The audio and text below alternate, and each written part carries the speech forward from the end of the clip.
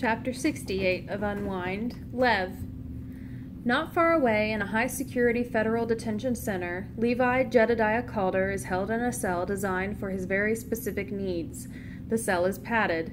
There is a steel blast door 3 inches thick. The room is kept at a constant 45 degrees Fahrenheit to keep Lev's body temperature from rising too high.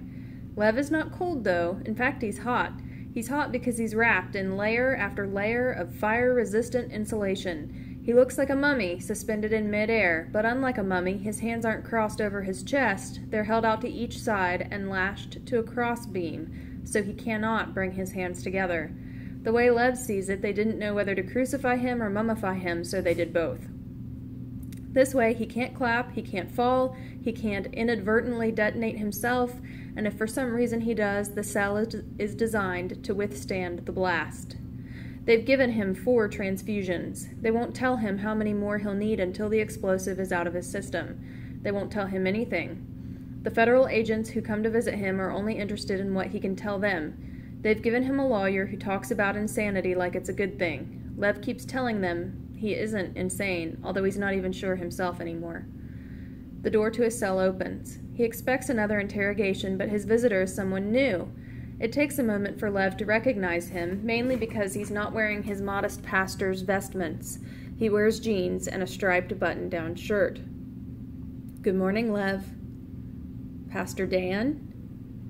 The door slams closed behind him, but it doesn't echo. The soft walls absorb the sound.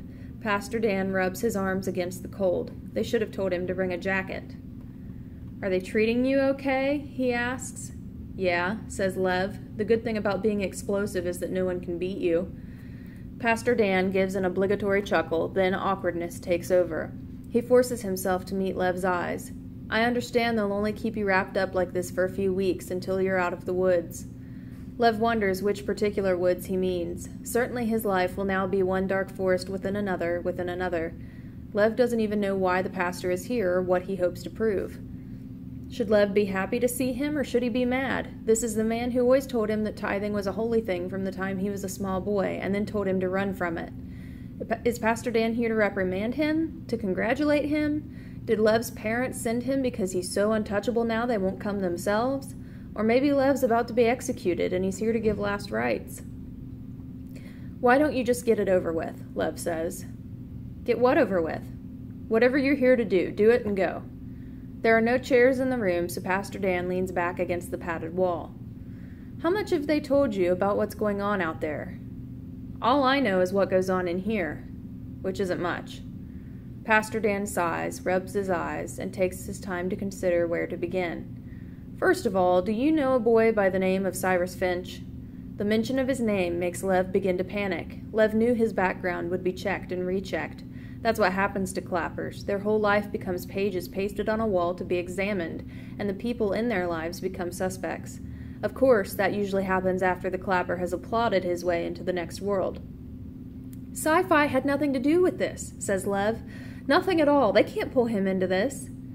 "Calm down, he's fine. It just so happens that he's come forward and is making a big stink, and since he knew you, people are listening." "A stink about me?" "About unwinding," says Pastor Dan, for the first time moving closer to Lev. "What happened at Happy Jack Harvest Camp? It got a whole lot of people talking, people who had just been burying their heads in the sand. There have been protests in Washington against unwinding. Cyrus even testified before Congress." Lev tries to imagine Sci-Fi in front of a congressional committee, trash-talking them in pre-war sitcom umber. The thought of it makes Lev smile. It's the first time he's smiled in a long time. There's talk that they might even lower the legal age of adulthood from 18 to 17. That'll save a full 1/5 of all the kids marked for unwinding. "That's good," says Lev. Pastor Dan reaches into his pocket and pulls out a folded piece of paper. "I wasn't going to show you this, but I think you need to see it. I think you need to understand where things have gone." It's the cover of a magazine. Lev's on it. Not just on it, Lev is the cover. It's his 7th grade baseball picture, mitt in hand, smiling at the camera. The headline reads, "Why, Lev, why?" In all the time he's had here alone to think and rethink his actions, it never occurred to him that the outside world had been doing the same thing. He doesn't want this attention, but now he's apparently on a first-name basis with the world. "You've been on the cover of just about every magazine."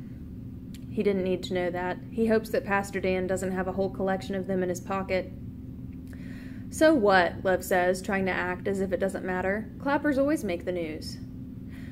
Their actions make the news, the destruction they've caused, but nobody ever cares who a clapper is. To the public, all clappers are the same. But you're different from those others, Lev. You're a clapper who didn't clap. I wanted to. If you wanted to, you would have, but instead you ran into the wreckage and pulled out 4 people.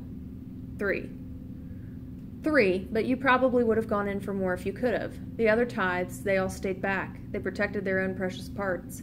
But you basically led that rescue effort because there were terribles who followed you in to bring out survivors. Lev remembers that. Even as the mob was crashing down the gate, there were dozens of unwinds going back in the wreckage with him. And Pastor Dan is right. Lev would have kept going back in, but then it occurred to him that one false move would have set him off and brought the rest of the chop shop down around them. So he went back out to the red carpet and sat with Risa and Connor until ambulances took them away. Then he stood in the midst of the chaos and confessed to being a clapper. He confessed over and over again to anyone willing to listen until finally a police officer kindly offered to arrest him. The officer was afraid to even handcuff Lev for fear of detonating him, but that was all right. He had no intention of resisting arrest. What you did, Lev, it confused people. No one knows whether you're a monster or a hero. Lev thinks about that. Is there a third choice? Pastor Dan doesn't answer him. Maybe he doesn't know the answer.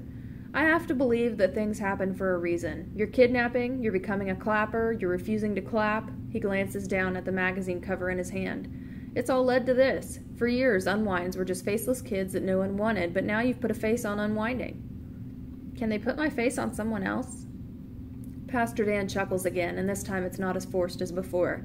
He looks at Lev like he's just a kid and not something inhuman. It makes him feel, if only for a moment, like a normal 13-year-old. It's a strange feeling, because even in his old life, he never really was a normal kid. Tithes never are. So, what happens now? Lev asks. The way I understand it, they'll clear the worst of the explosive out of your bloodstream in a few weeks. You'll still be volatile, but not as bad as before. You can clap all you want and you won't explode, but I wouldn't play any contact sports for a while. And then they'll unwind me? Pastor Dan shakes his head. They won't unwind a clapper. That stuff never entirely gets out of your system. I've been talking to your lawyer. He has a feeling they're going to offer you a deal. After all, you did help them catch that group who gave you the transfusion to begin with. Those people who used you, they'll get what they deserve, but the courts are likely to see you as a victim. I knew what I was doing, Lev tells him. Then tell me why you did it. Lev opens his mouth to speak, but he can't put it into words. Anger, betrayal, fury at a universe pretending to be fair and just. But was that really a reason? Was that justification? You may be responsible for your actions, Pastor Dan says, but it's not your fault you weren't emotionally prepared for life out there in the real world. That was my fault, and the fault of everyone who raised you to be a tithe. We're as guilty as the people who pumped that poison into your blood. He looks away in shame, curbing his own growing anger, but Lev can tell it's not anger aimed at him. He takes a deep breath and continues. The way the winds are blowing, you'll probably serve a few years of juvenile detention, then a few more years of house arrest. Lev knows he should be relieved by this, but the feeling is slow in coming. He considers the idea of house arrest. Whose house? He asks. He can tell Pastor Dan reads everything between the lines of that question. You have to understand, Lev, your parents are the kind of people who can't bend without breaking. Whose house? Pastor Dan sighs. When your parents signed the unwind order, you became a ward of the state. After what happened at the harvest camp, the state offered to return custody to your parents, but they refused it. I'm sorry. Lev is not surprised. He's horrified, but not surprised. Thoughts of his parents bring up the old feelings that drove him crazy enough to become a clapper, but now he finds that sense of despair is no longer bottomless. So is my last name Ward now? Not necessarily. Your brother Marcus is petitioning for your guardianship. If he gets it, you'll be in his care whenever they let you go, so you'll still be a Calder. That is, if you want to be.